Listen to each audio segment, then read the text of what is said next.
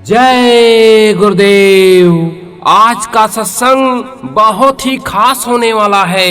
जी हाँ मेरे प्यारे भाइयों और बहनों, साधक के लिए वह समय बड़ा ही कीमती होता है जिस समय पर वह साधन और भजन करता है। परम पूज्य स्वामी जी महाराज ने अमृत वेला का वह सटीक समय, जिस समय पर शब्द साफ सुनाई देगा, बताया है। आज इस सत्संग में बड़ी बारीकी से उस पर प्रकाश डालते हुए आपको वह सही समय बताया जाएगा जिस समय पर साधन भजन करने पर बहुत ही लाभ होगा, शब्द साफ सुनाई देने लगेगा, साधना में तरक्की होगी। तो आप सभी प्रेमी भाई बहन वीडियो को स्किप किए बिना सत्संग को पूरा सुनिएगा। एक एक शब्द बहुत ही अनमोल है।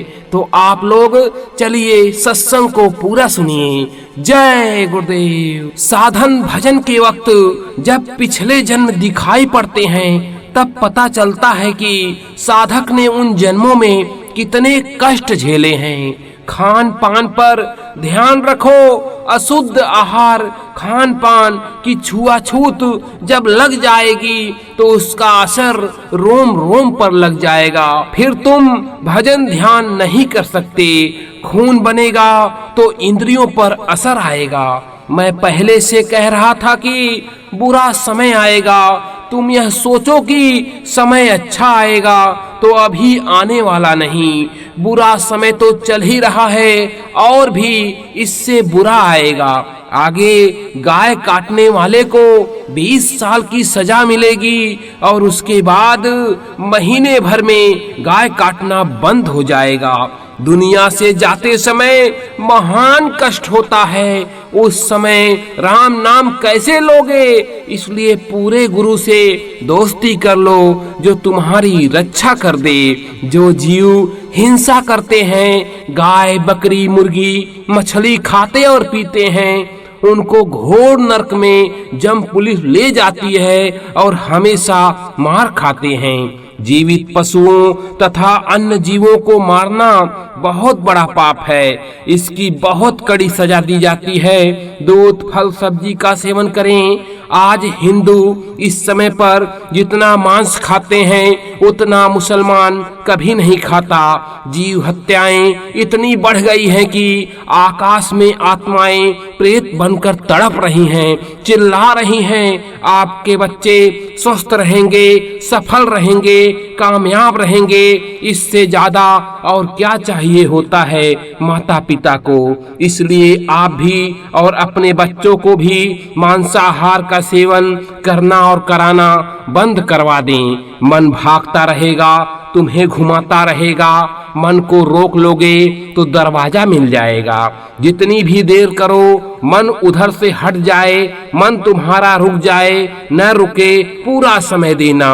एक प्रेत योनि अकाल मृत्यु की होती है और एक प्रेत योनि सजा के रूप में मिलती है। अब आप कहो कि मैं भूत प्रेत नहीं मानता, तो तेरे कहने से यह योनियां खत्म नहीं हो जाएंगी। यह शरीर पुराना हो जाए, रोगी हो जाए तो माँ बाप या घर वाले यह सोचने लगते हैं कि यह चला जाए तो अच्छा है। खुद भी वह सोचने लगता है कि इस तकलीफ से अच्छा तो मैं मर जाऊं। कई आदमी ऐसे होते हैं जो चुपचाप गोलियां खा लेते हैं, मर जाते हैं, प्रेत योनि में चले जाते हैं, खुद दुखी होते हैं और दूसरों को भी दुखी कर देते हैं। ऐसे ही कोई किसी का नहीं, आप इस बात को समझते नहीं हो। यमदूत जो मौत के वक्त आते हैं वो इतने काले होते हैं और उनकी शक्ल इतनी भयानक होती है कि उसे देखते ही खून पानी हो जाता है, खून फट जाता है डर के मारे। वैसे काटिए तो खून, लेकिन यमदूतों की शक्ल इतनी डरावनी कि उन्हें देखते ही खून फट जाता है। महात्माओं ने कहा है, कामी क्रोधी लालची इनसे भक्ति न होए, भक्ति करे कोई सूरमा जाति वरण कुल खोए। मन क्यों भाग जाता है? क्योंकि मन इसी में लगा हुआ है। मन भागे तो रोक लो, किसी तरह से हमारी बात मान लो। मैं किसी मत या पंथ को मनाने वाला नहीं, मैं तो मनुष्य जात को एक समझता हूँ। मेरे लिए सब जाति पात के लोग बराबर हैं। ईश्वर ने केवल मनुष्य जाति पैदा की है। यह जातियाँ हमारी अपनी बनाई हुई हैं। यहाँ जीवों के आने का जो विधान बना है, इसको रोकोगे तो आप मिट जाओगे। गर्भपात करोगे तो इसका दंड आपको भुगतना पड़ेगा। मनुष्य मारने से भी ज्यादा सजा भुगतनी पड़ेगी।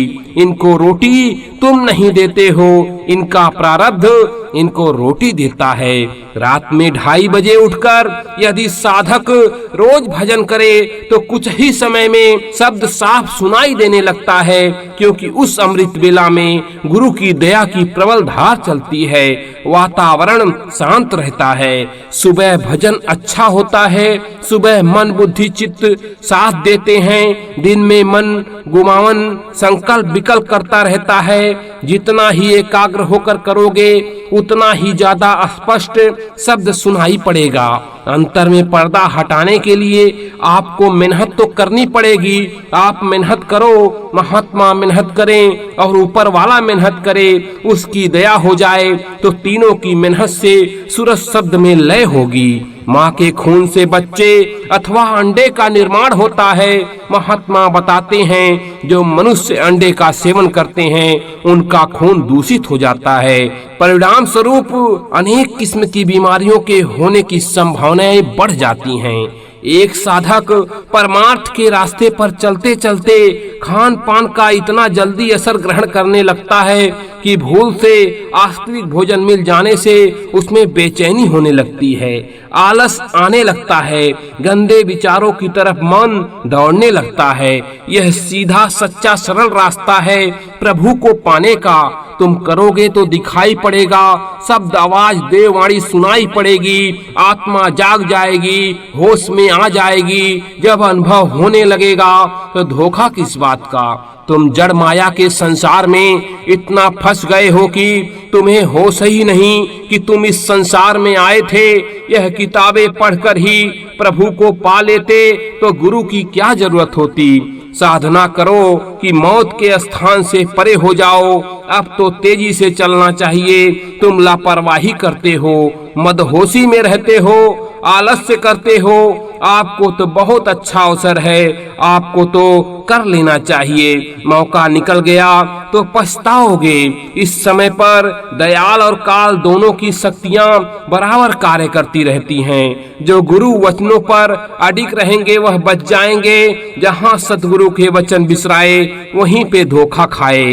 तुम दिन भर काम करते हो तो लेकिन 5-10 मिनट भजन पर नहीं बैठते, फिर तुम्हारी जीवात्मा कैसे जागेगी। जीवात्मा जब जागेगी तभी अंतर में गुरु के दिव्य रूप का दर्शन, परमात्मा का दर्शन दीदार होगा। मन बुद्धि चित्त को साफ करने के लिए सुमिरन जरूरी है। सुमिरन बराबर करना चाहिए। मैं सबसे बराबर कहता हूँ कि साधना में लगे रहो, समय बराबर दो और दया के लिए जल्दी मत करो, हजम करना सीखो। जय गुरुदेव।